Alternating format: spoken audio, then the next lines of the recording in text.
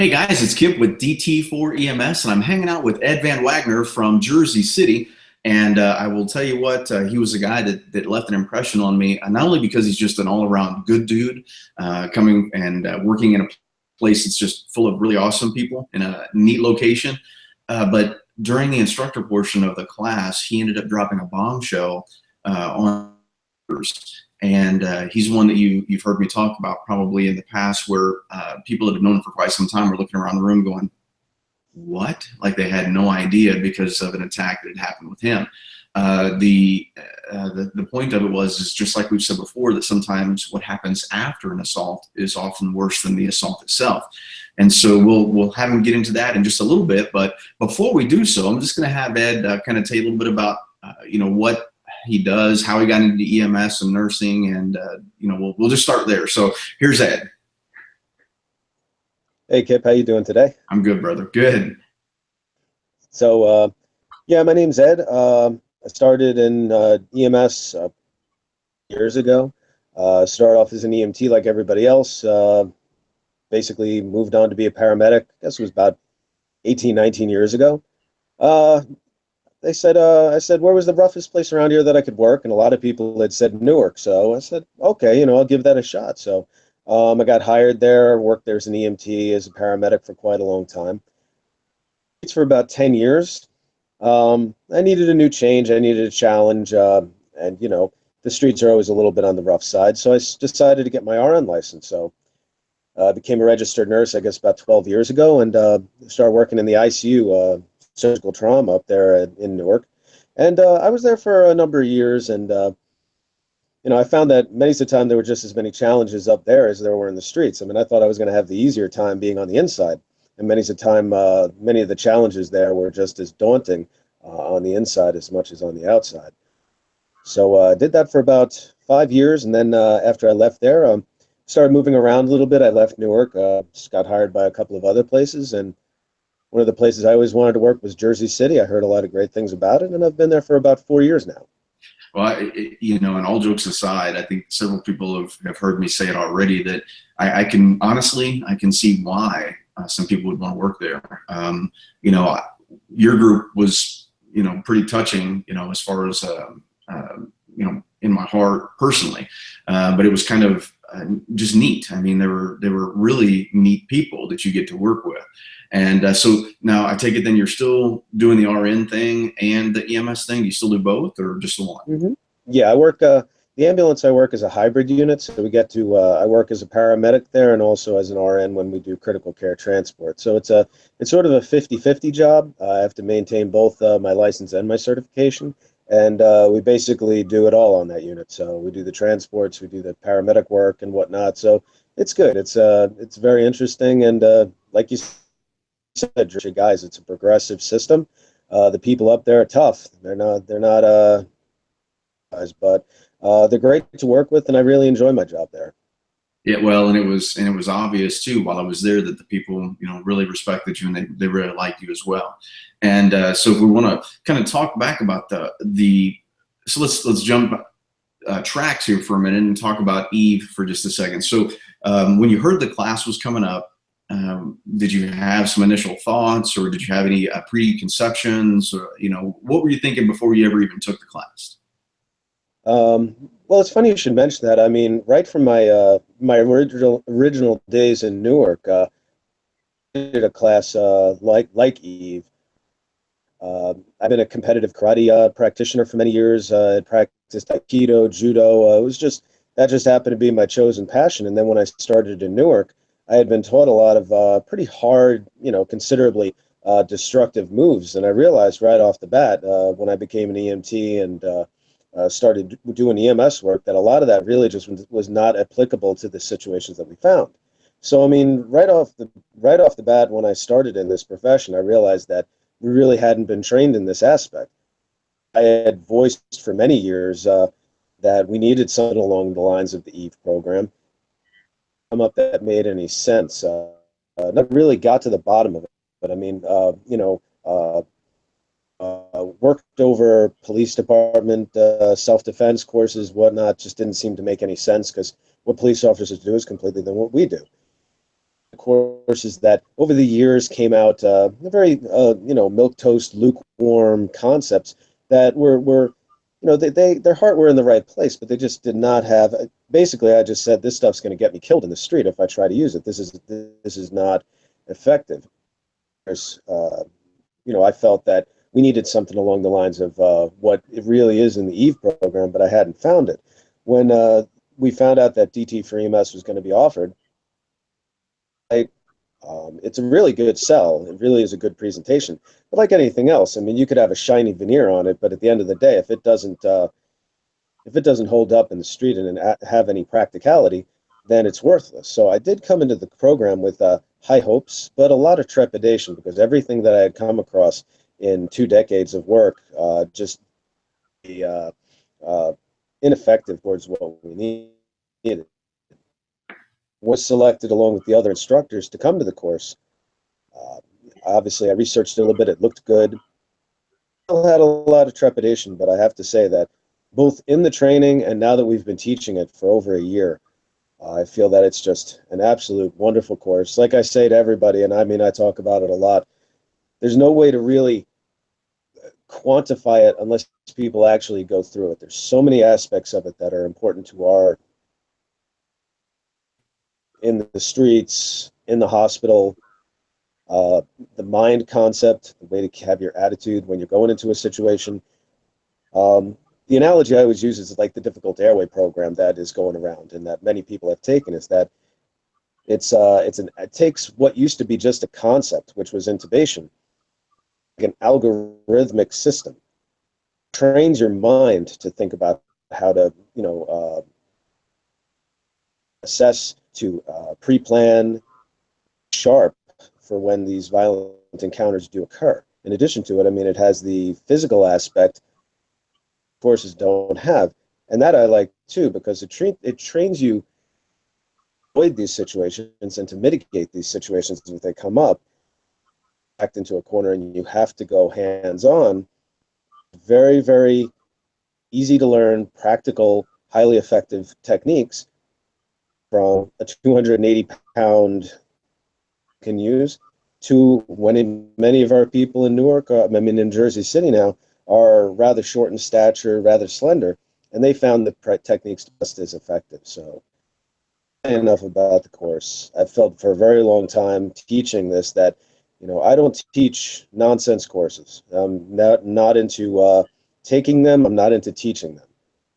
Very impressed with this course. I feel that it's extremely practical, extremely applicable to both the EMS and the intra-hospital environment, and I'm very proud to be a part of it. Well, I'll tell you, I'm really glad you are a part of it. And it was, I had already, when, Anthony and I had talked, and I made it perfectly clear when I was there with you guys during the instructor portion, because of course we have the end user message, but then we have, some of the things that are unique to us with why we teach the way that we teach to our, our people. But it was so cool that as, to see the room, meaning of your guys, go from that very like this to where you can get to watch the build and you see it change, but then now that you guys are delivering the message yourselves, and then now you've got peers who are turning around and leaving going, man, that was, oh my gosh, that makes sense. And see, that's the one part I wish we could get people to be a fly on the wall. They've been so burnt, or they've been, lied to or deceived or whatever it be. It's the widget thing. You take something, you paint it blue, you can, sell it to EMS. You paint it red, you sell it to fire. You paint it black, you sell it to SWAT. It's just a matter of, people have been burned by that theory for so long that they just don't understand that, we are mission specific. And the reason that we get the people like you saying what you're saying is because we're a bunch of frontline people ourselves that surrounded ourselves with a bunch of other smart people that went, hey, what works more often than not for this, and then that's how we ended up with, where we are. But I wholeheartely thank you for the kind words. And I'm very glad that you're part of the teaching team. Now, with that being said, so when you're in class, would you agree that we had a good time? No, absolutely. It was great to have you. And we, and did you watch or were you able to see like people go from, well, I need to change that, because let me ask the question like this to make it more clear. Now that you've been instructing, do you think you've witnessed it from an instructor perspective on your frontline staff of them coming in like this, and then within about the third or fourth hour, they're now leaning forward, hanging on about every word that you say? Have you been able to see any of that stuff happen? Oh, absolutely. I mean, as you well know, in North Jersey, we're not lacking in strong opinions and attitudes, and especially in Jersey City and in Newark and in the urban environments around here, there has been a lot of burnout over the years. There's a lot of cynical attitudes. People, it's not a slow system. It's not an easy system to be a part of. And when this program first came out, the instructors certainly had our doubts about it. We were hoping for the best, but we were really expecting the worst, and we were very pleasantly surprised. And as we teach it, we found that the overall response from everybody has been overwhelming. And I think that I really wish, like you said, that other agencies could be flies on the walls for this, because a lot of people, especially in our project, come in with a cynical attitude. Why do we have to be compelled to teach this? Is this some sort of chop sake course? One lady was like, I've practiced, Taekwondo for 8 years. What are you going to teach me? And there was a lot of closed-mindedness. And I think that comes, like you said, just from the general burnout from our profession, and also people just feeling like they're uncared for, depending on the project that they work for and the system that they're a part of. So there were a lot of strong opinions going in. And it's a wonderful feeling seeing in the looks of the people's faces when, like you said, like 3 to 4 hours in, they realize that, of course, this isn't an attempt to profit in any way, shape, or form. This is about the staff. This is about our colleagues, our brothers and our sisters in this profession, which, I feel strongly that this is a profession, and I feel that these are my brothers and sisters. And when I hear that one of my brothers or one of my sisters has been seriously injured, I take it absolutely to heart. And the fact that we're teaching a course that's highly effective, that's very practical, and has real life applications in the field, and may very well save somebody from going through the trauma that, myself and other people have gone through in the past. Even if we're just able to avoid, 1 or 2, then it's worth it. And the simple fact is, I think that it's going to do a lot more than that, especially the more we spread the word. Oh, and the thing is that you're proof of that, and your group is proof of it. And it's so awesome that, because that's what actually begins to drive you and makes it even more important, or you become more passionate about it, is because if we've been victimized, which there is no if, we have, and we'll obviously get to your part in a moment, but it's that seeing the stripping away that we accomplish, meaning, the reason that there are so many attitudes, and it was like what you said a moment ago, which was they've either been felt uncared for, or there's this lack of worth or whatever, but even though that's not a truth, it is a truth, and meaning that they are cared for. But we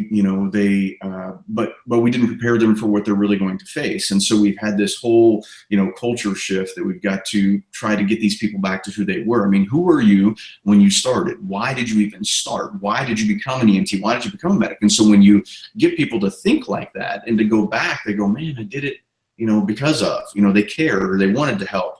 And one of the best ways to say it is if people come in for a job in public service, whether it be a fireman, a paramedic, a nurse, an EMT, a police officer, they didn't do it for the money. They never came in for money or for glory. They came in because they felt a strong desire to help others. And what we found, particularly in the EMS setting, and now even, we see it in the nursing setting as well, but there's been such a browbeating and such a, you're supposed to take violence and it's just part of your job and so on and so forth, that it's this confusion that's led to the fake wall being put up. And so we have to spend that first 3 or 4 hours stripping away the wall just to get that person to a point to where they can even listen to us. Once, we strip it away and we see who they truly are as a person, then all the real learning just starts taking off. Well, you can't get people who have never taken the program to understand that they go, well, yeah, I can go in and teach them how to punch and kick, and I can teach them eye gouging and groin stomping and stabbing or shooting or whatever it is to win that moment in time. But they're not understanding the people that we need to reach, nor are they understanding how you reach them. And it goes back to, we would do this. I did it. I know you did, being in it as long as you have. But I mean, my first medic job was like $6.35 an hour. That's what I got as a medic, $6.35 an hour as a paramedic in the state of Florida. So when you look back at that, you go, man, you certainly weren't doing it for money, But I say all that to say this, that what makes me happy is when I hear you and others of your cadre get a chance to witness it in those people. Because when you see them come in, and you might not really know them, but they're sitting here hard like this, and then within just a short time, everybody starts getting involved. You know what I mean? Because it's like I say, even in the instructor class, when we're going, I'm looking at the instructors doing the same thing on that day 3 that they were doing that first, opening few hours of still like, why? Why do I have to do this? And then we have to do the same thing in the instructor portion to go, the reason I'm asking you to be like this is so that you can strip it away. You're spoon feeding them because I spoon fed you, and we're just trying to get them to the truth. So it's a neat thing, but it's even better now, because now when I get to hear, you and Anthony and some of the others, from your cadre talking about how you get to witness it in your people, it's awesome, because it's just the truth. We created a class the way we always wanted to attend a class. And then on top of that, it's speaking the truth. And there's nothing better in the world than, getting up and being able to speak the truth in front of a bunch of people that already know the truth. They've just been told to believe a lie. And then when they see the truth, they start going, yeah, that's right. And then we turn them into a bunch of sharks, but that's all good too. But anyway, there was a moment, and I don't remember whether it was, again, I don't remember if it was day 3, day 4, but I know it was the instructor side of it. It wasn't, I don't believe, during the initial portion. I don't think so on your group. But it was when you had dropped a bomb, because one of the things that we talk about around the country is when I do my, get everybody to raise their hand if they've ever faced a criminal assault. And we find that between 80 and 100% have been criminally assaulted on the job. We're not talking about that confused grandma. We're talking about an actual criminal attack. But yet only 2 to 3% ever really reported it. And so it wasn't until I was talking with Anthony that he, kind of tell me his perspective when he heard you, say what you said. But his brain was kind of like, what? This guy? I mean, this guy's like the nicest guy, ever. I mean, this guy's like a great guy. But we see it a lot, now you're probably starting to hear some of those stories, but do you remember which day it was? Was it the day 3, day 4? I think it was day 4 that we were, that conversation came up that you're talking about. Yeah. Because we were, it was during the practical portion though, too. It wasn't in the classroom. It was when we were standing in that room that local, martial arts guy uses as their kind of like outreach or whatever. But, if you don't mind, or whatever part you'd like to, because it really made me happy when Anthony told me that they that you guys now have your own way of doing the emotional roller coaster, and then they bring you in, you kind of deliver kind of like your part that hits home with everybody, and then they're like, oh my gosh. Do you want to kind of talk about how that goes and what you tell your people, or what you even told us that day? I mean, anything you want to talk about on that, because that is that whole, what happens after the assault is often worse than the assault itself, and the whole underreporting thing, and it goes on and nobody knows. I mean, you're proof. Well, the story, as you well know, was I was working as an RN.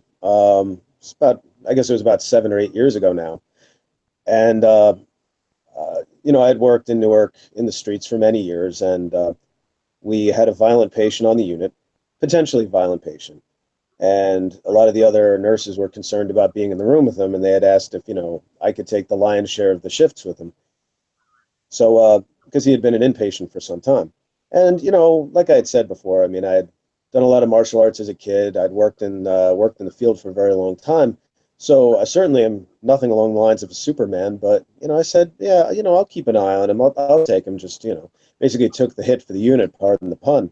But while I was there and I was taking care of him one day, I dropped to my guard just for a few seconds, and he actually kicked me in the face. kicked me so hard that I fell backwards and struck my head on the tile. Was out for, they say, about 5 minutes. I woke up, the trauma physician was there, the nurses were there all around me and everything like that, and got taken down to the ER. And I ended up having a pretty significant cerebral contusion. And what happened was, well, next week or so, a week to 2 weeks, I developed short-term memory loss as a result. It was pretty scary. Couldn't remember where I was going from one step to the next. Things couldn't be trusted to even like cook at my house because I'd forget that I was cooking. One day I almost burnt the house down because I just walked away from it. And it was a very traumatizing thing in the aspect that I had a wife, 3 young children. I was the sole provider at the time. And the thing that I think was the worst of it, at least from my personal perspective, was when my wife and I sat down and I said, I'm a critical care nurse. You know, everything that I do requires a memory. And if this ends up being permanent, you know, what are we going to do? And, you know, it was a very traumatizing moment in that aspect. Interesting enough, and one thing maybe I haven't mentioned to you or to the other instructors is that up until your class, I had never mentioned that in a public forum to anybody. Well, here I am. It's like, you know, I'm much older than a lot of the other instructors. I'm sort of the senior man on the tour, every tour I'm on.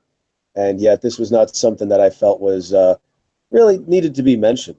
And, you know, it's interesting when you bring up that, you know, this really hits home to a lot of people and drives it home because really I was the victim of a criminal assault.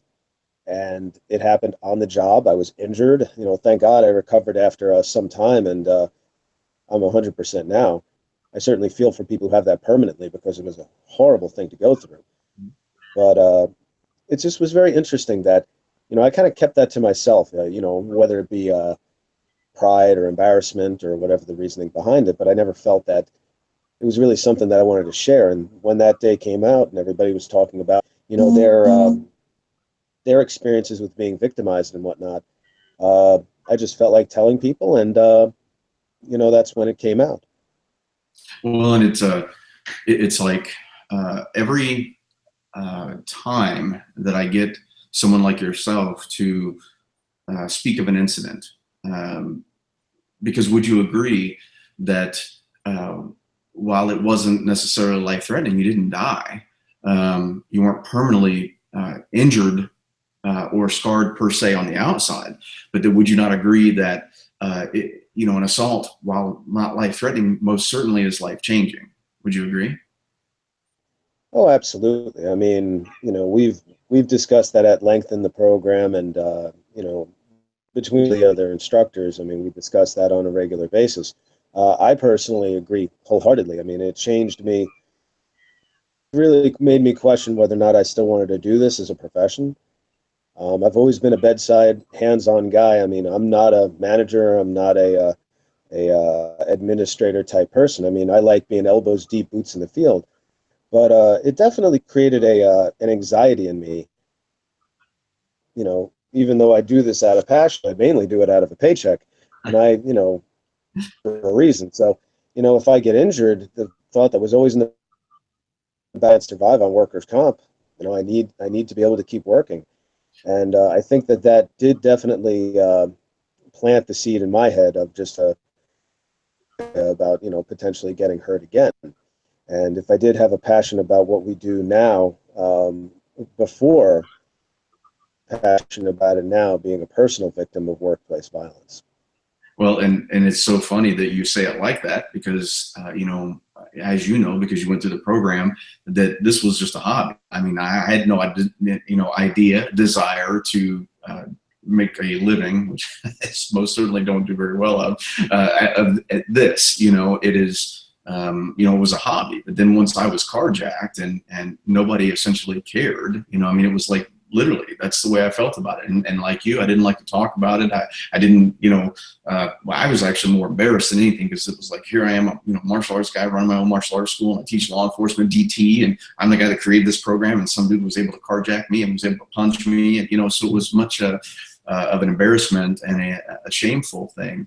But there's most certainly, it's an entire cultural thing. You know, it is like, I cannot begin to tell you how many instructors over the years would go back and teach, and then would teach their first class. And once they start getting people past the rigidity and the denial of, or the holding it in, that they start going, oh my God, how did I not know that happened to you? Or nobody told us that. Or hey, our kids go to college together. How did I not know this happened to you? Why? It's our culture, man. And yet we ridicule people that get beat up on the job in healthcare as if they were supposed to have been superhuman. If a cop gets shot, no other cops show up and laugh at him.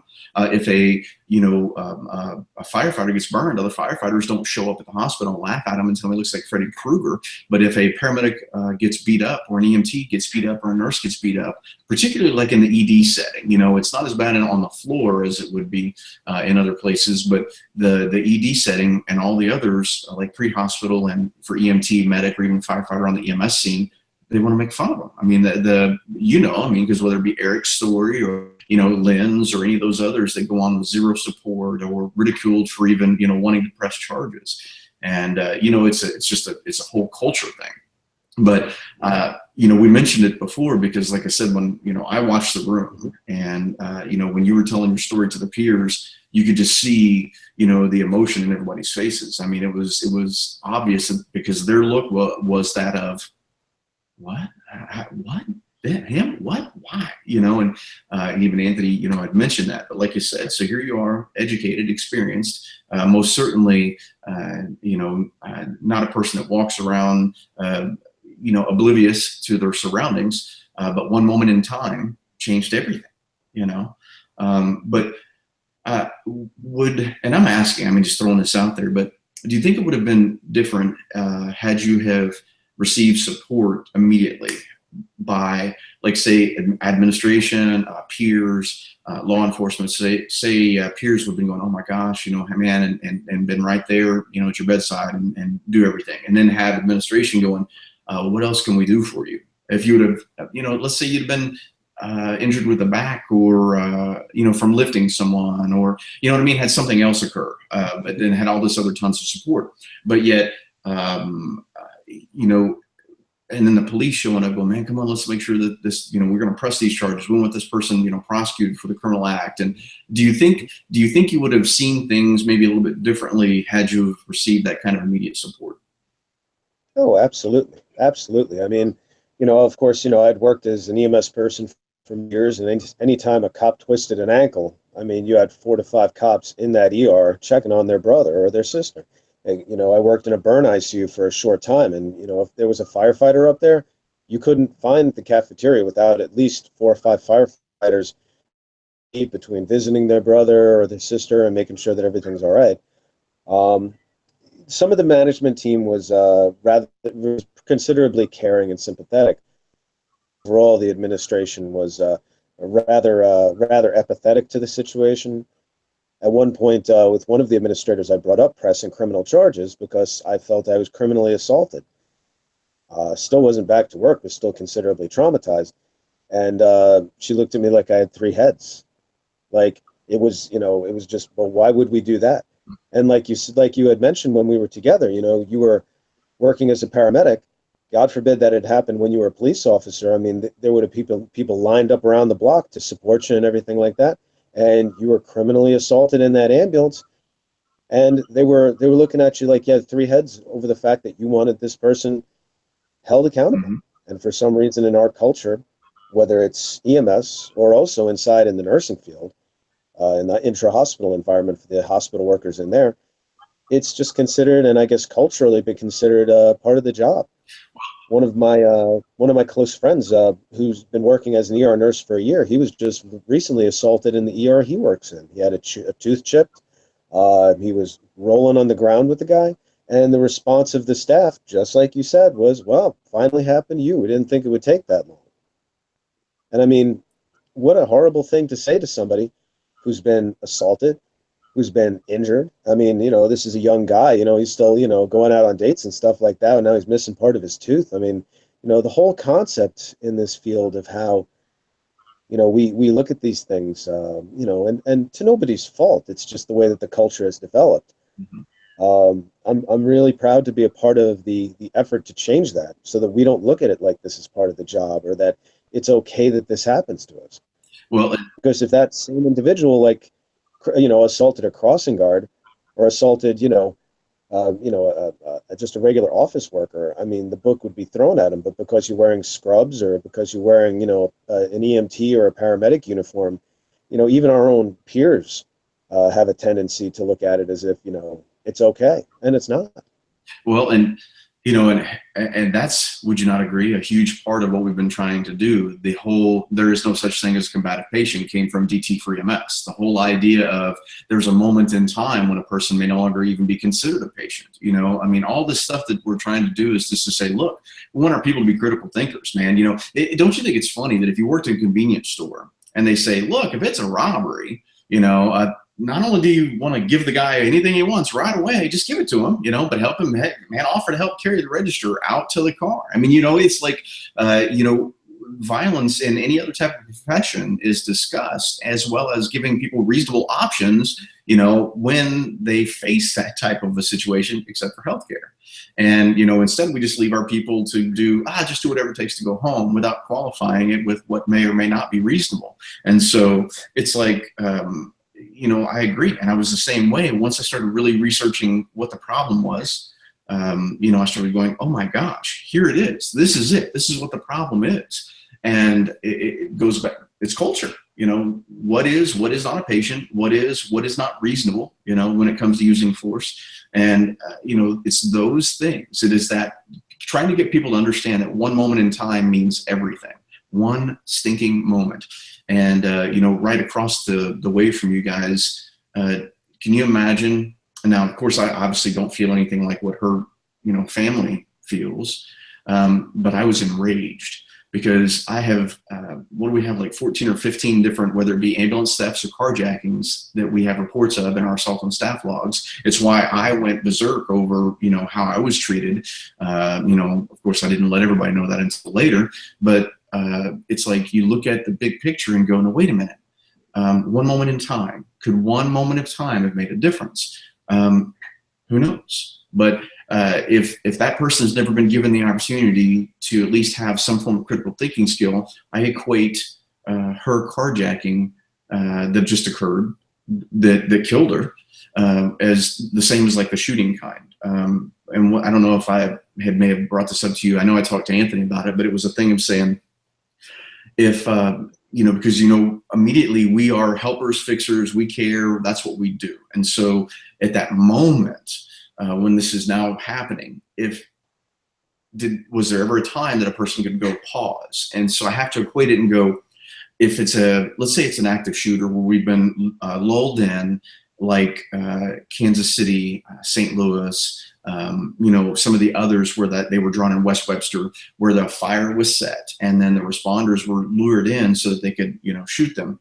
Well, if I'm that person, I get off the truck and I'm I'm a medic, and my partner's in the driver's seat and we're at a fire standby because it's a truck fire, a house fire, whatever it is, just like those guys did, just like, Mary Seymour and Ryan Hummer and the guys in West Webster. So they arrive, I step out, I grab the rescue bag, and bam, I catch a bullet and I'm on the ground. The person in the driver's seat, if never given the option, I start, and I think we even used it in your class because I know we've been using it for a while. I'm like, I'm down here, I'm screaming for help. What are you going to do? And if that person, if I lull them into it, they're like, I'm going to come help you. And I'm like, great, bang. You just caught a bullet next, because what does a sniper want? More bodies, right? It's the same. You could go, well, and during that carjacking, you're like, well, your partner's in the truck. Go say, wait a minute. All I'm saying, if you want to, because you want to, and you understand the risks, that's one thing. But if you're compelled to, because I'm a helper, I'm a fixer, but I have no idea of what I should or should not do. People need to understand that you could be my best friend. Our wives could be best friends. Our kids are growing up together. And if you step off the truck and catch a bullet, the first thing Kip has to do is get to cover, and we will formulate a plan to get to you, to help you from cover. But I can't come out there and become that next victim, because that's what the sniper wants. And so granted, in that moment, and what I ask is, that guy was, whether he was on drugs or, high or drunk or whatever it may have been, it had to end in a fatality for anybody to really address it and to consider it and to go, wait a minute, look, well, we've got 15 others, but yet nobody's talking about those. And by God, hers is important. And we'll, you know, she needs to be recognized and remembered. But as I sit, the frustration just mounts, because we go, look, so you had a girl stabbed 105 times on Thanksgiving that I rant and rave about, right? And I get to meet her and her family, you know, face to face, which is, of course, you know, life altering to me. But yet we just had another one. So you had the shooting that went on from a domestic, obviously at the nursing homes. It just occurred. 2 people were shot and the police chief was shot. And I mean, that's the one. And then there was just a hostage situation where the SWAT guys just, you know, killed the guy, and the other situation, it just in the last couple of days. And yet you still can't get people to go, listen, you know, I mean, I don't know, man. Would you agree? It's crazy. Like, I mean, just like you said, I mean, that situation with Fidney and the you know, the EMS worker being run over by an ambulance. I mean, that was front page news around here for quite some time. And you know, it was a couple of weeks ago. I happened to mention to somebody that I teach DT for EMS, and you know, it's about violence against healthcare workers, EMS workers, and whatnot. It's like, why would anybody attack an EMT? Why would you even need to teach people that? So, I mean, it's interesting that people kind of like, they hear about it and they're like, oh my God, that's terrible. And then they forget again. And it's absolutely fascinating how this is a rampant problem. I mean, the epidemic with violence in healthcare, you and I are very well schooled in, very well aware, and all the other instructors and everybody who's taken this program is. And then the general public hears about an incident like this, or incidents, and like 1 or 2 weeks later, they completely forget. So it's a very frustrating realism that we are dealing with, no doubt about it. Yeah, and of course, like I said, I feel so blessed anymore, because now I have so many people, and you know, the joke is, of course, now that you know, I've got enough people drinking the Kool-Aid, I just drive the bus and pass out the Kool-Aid now. Where for the longest time I felt like I was, you know, completely alone, because people would ridicule, both in law enforcement and on the EMS side. There's no need for that, and it's not a problem, and it's not a, you know, and it's like, look, the easiest way I can say why the public looks at us and goes, who'd want to beat up a paramedic? Who'd want to choke a nurse? Who'd want to kick a nurse?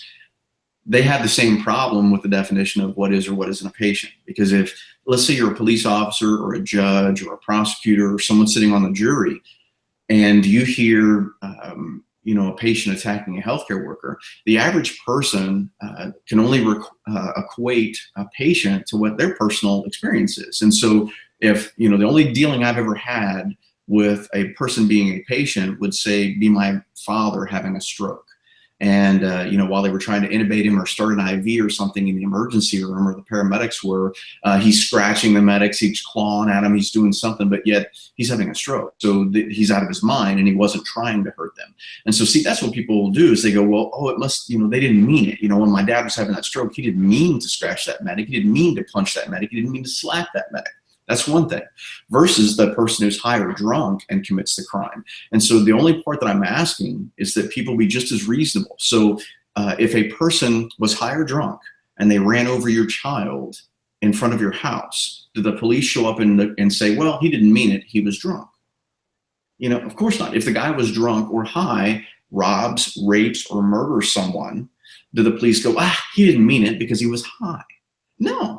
He still has to answer for those crimes. And that's all we're asking, is that we go, look, give the same consideration, because many states have laws specific to being attacked on the job as a healthcare provider. Well, why in the hell is there a law if there's not even a problem? And so while penalty isn't protection, it certainly proves that there's a problem.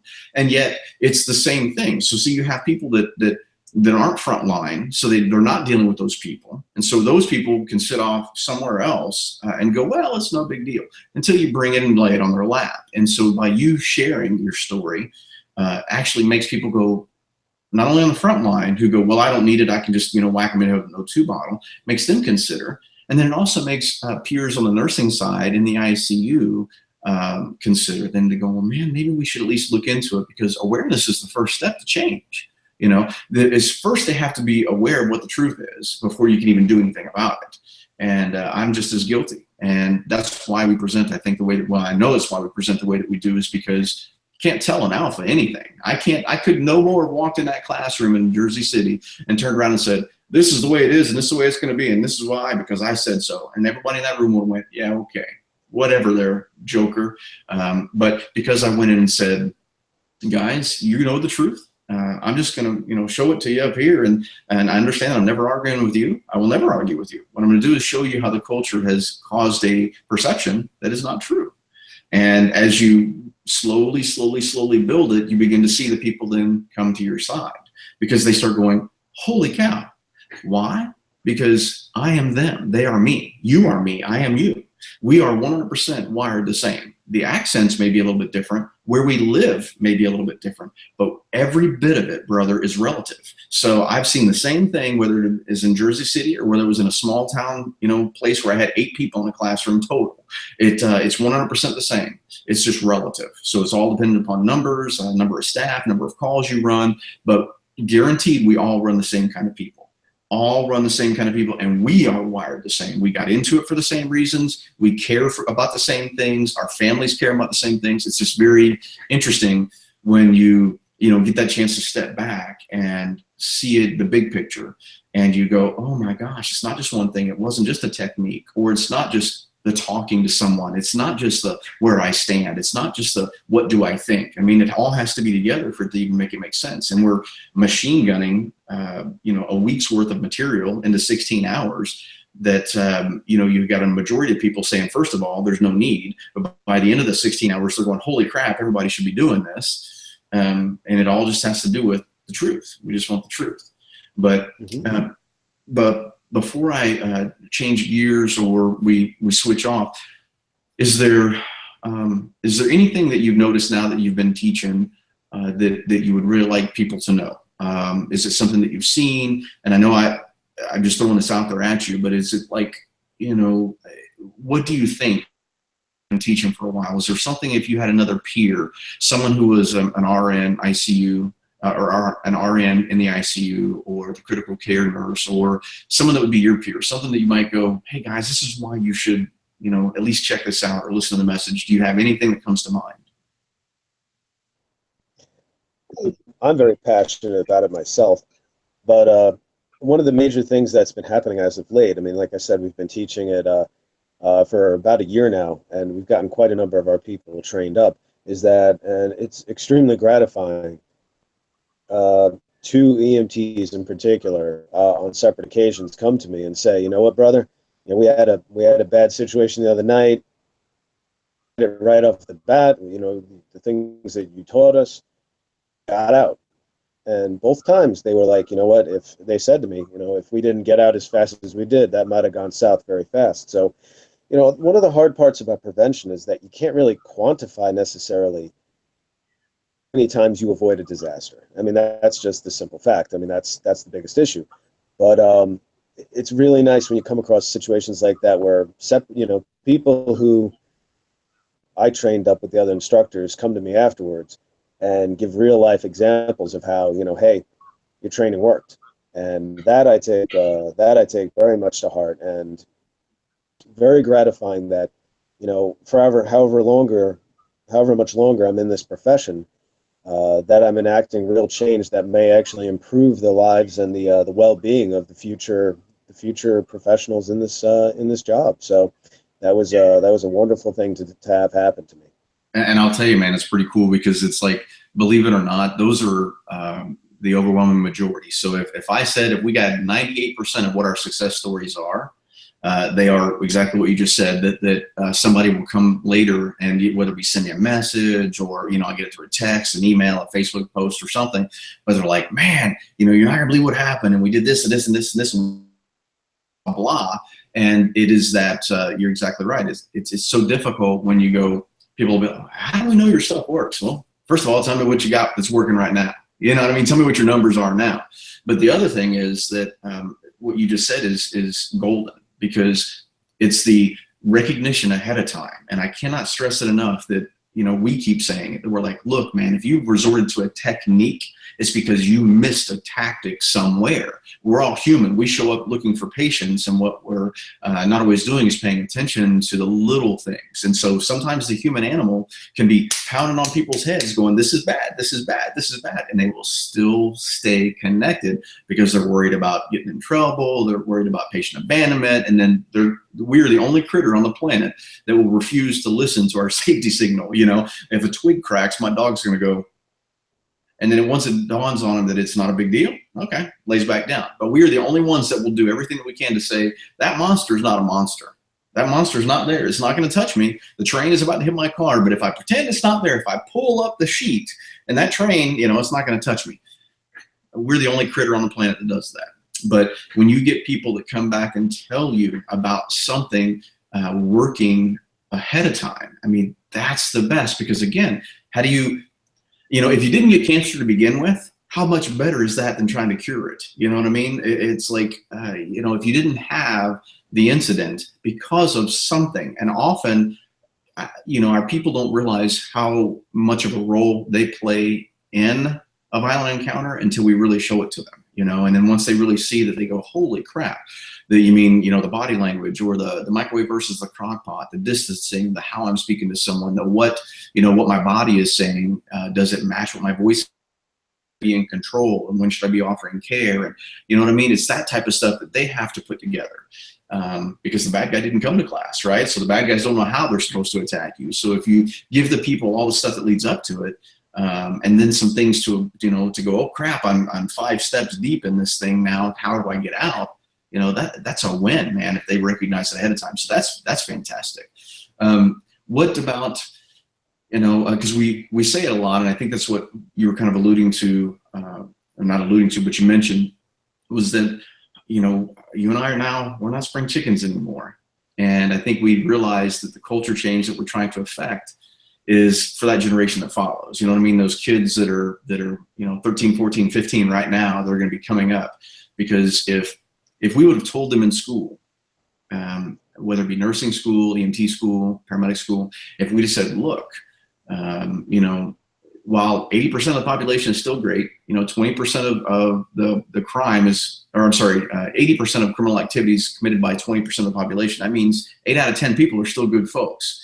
They're not going to want to attack you. However, attacks do happen, and these are things that we can do to recognize ahead of time, to mitigate it, to escape should the need be.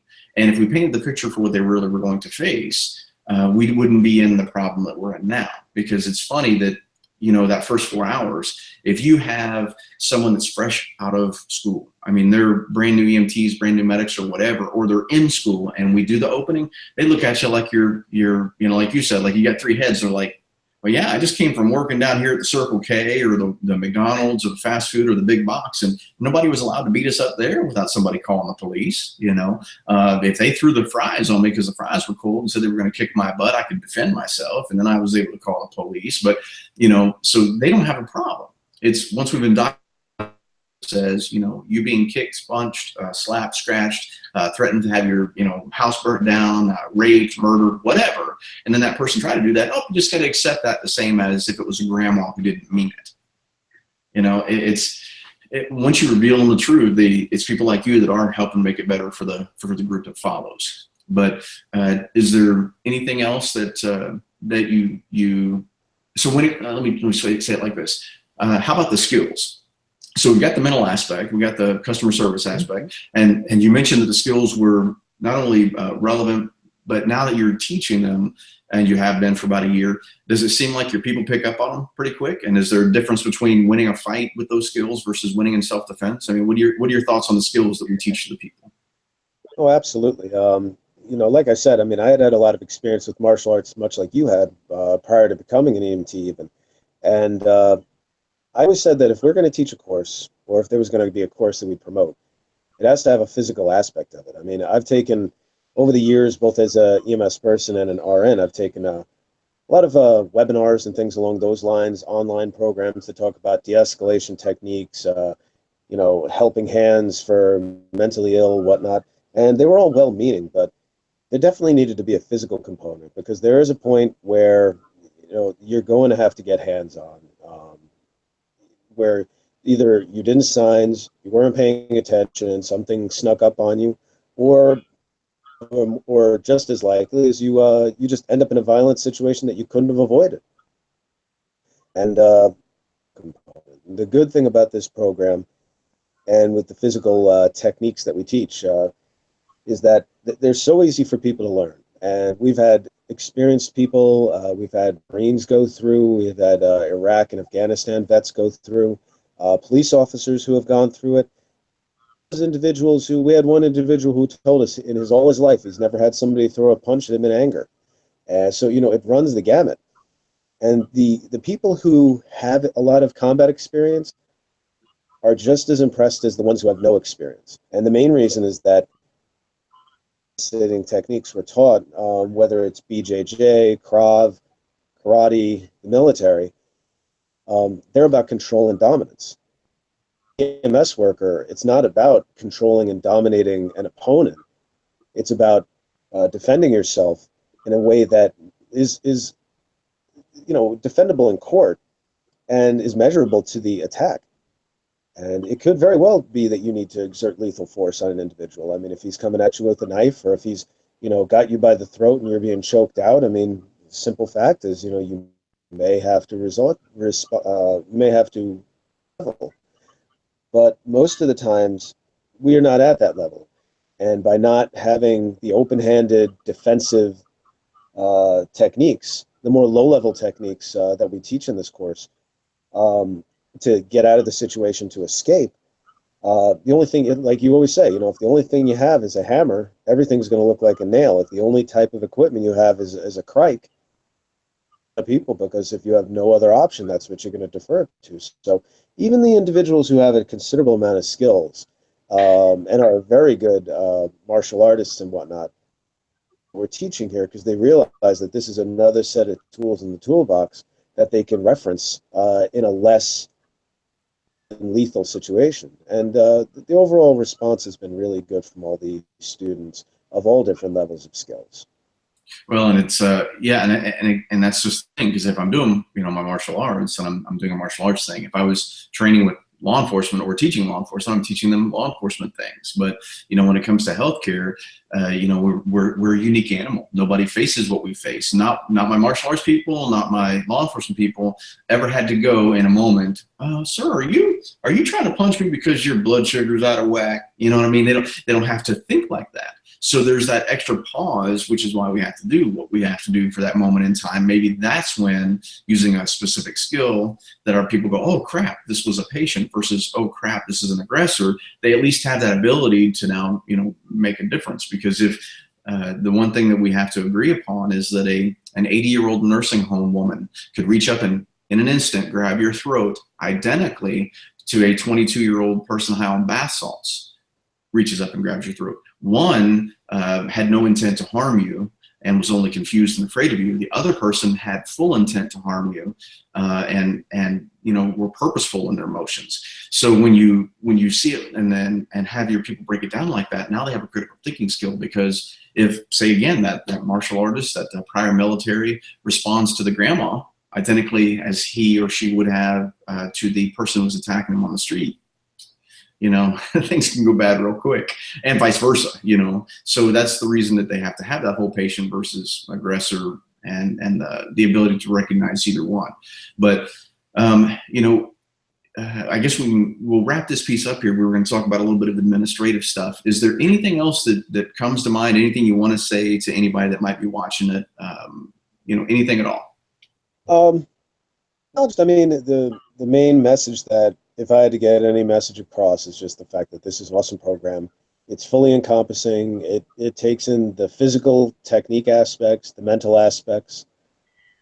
And, you know, when we do our comments at the end of the class, I mean, it's exactly like you said, 2/3 of the 16 hours isn't enough. And I mean, a lot of people will take, you know, ACLS, PHTLS, you know, a lot of other courses, and 16 hours is agony. And in our course, most of our comments are like, I wish this class was longer. I wish we could go over it more. I wish we could practice more. The overwhelming response is awesome. And I'm very proud to be doing it, and I look to continue doing it. And I really appreciate you having me. Well, I'm thankful. Like I said, I'm thankful, man. Your guys' group was really something. Really, really something. Like I said, yours was one of those sledgehammer to the face moments that everybody then, no matter who they were, had to go, and then you just had, it was just neat. I mean, it was neat. It was a neat trip for me, and I was very, honored to get a chance to go up there and to meet you guys like I did. But we're going to go ahead and we'll end this. I'd like to thank Ed for hanging out with me and kind of talking about what he thought before the class, what he thought during the class, and then what he's been thinking since he's been teaching. And also thank him very much for sharing his story of being, knocked out for like 5 minutes. And that's a long flipping knockout. But anyway, very thankful that he's able to share the message with the crew up there at Jersey City. And until next time, we'll see you soon. So I'm gonna hit the stop